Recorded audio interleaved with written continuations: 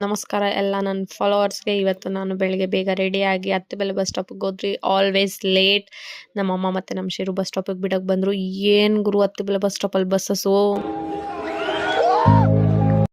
ಬೆಳಗ್ಗೆ mood full fresh ಆಗೋಯ್ತು. Attibele bus ಸ್ಟಾಪಲ್ಲಿ ಅದೂ ಮಂಡೇ ಬಸ್ಸಸ್ ಇರೋದಂದ್ರೆ ಅದೃಷ್ಟ ಗುರು. ಬಸ್ ಹತ್ತಿ ನನ್ನ ಪಾದಯಾತ್ರೆ ಶುರು ಆಯಿತು ಆಫೀಸ್ಗೆ.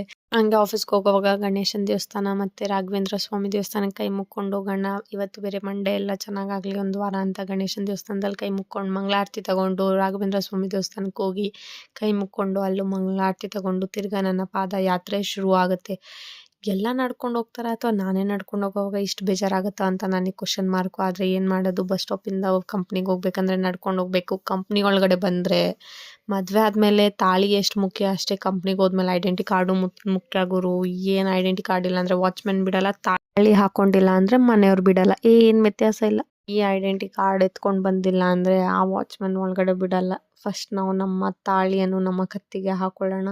ಒಳಗಡೆ ಹೋಗಿ ಕೆಲಸ ಸ್ಟಾರ್ಟ್ ಆಯಿತು. ಇದು ಲಂಚ್ ಬ್ರೇಕ್. ಊಟ ತಿಂದ್ರಿ. ಊಟ ತಿಂದಮೇಲೆ ಈವ್ನಿಂಗ್ ಬಸ್ ಹತ್ತಿದೆ. ಬೆಳಗ್ಗೆಯಿಂದ ಪ್ರತಿಯೊಂದು ಮಿರಾಕಲ್ಲೇ ಆಗ್ತೈತೆ ಗುರು. ಯಾಕಂದರೆ ಬೆಳಗ್ಗೆ ಅತ್ತಿಬೆಲೆಯಲ್ಲಿ ಬಸ್ಸಸ್ಸು, ಇವತ್ತು ಬಸ್ಸಸ್ಸಲ್ಲಿ ಸೀಟ್ ಖಾಲಿ.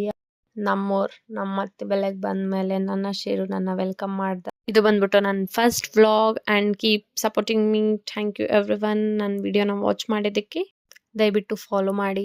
ನಿಮ್ಮ ಅತ್ತಿಬೆಲೆ ಹುಡುಗಿನ ಧನ್ಯವಾದಗಳು.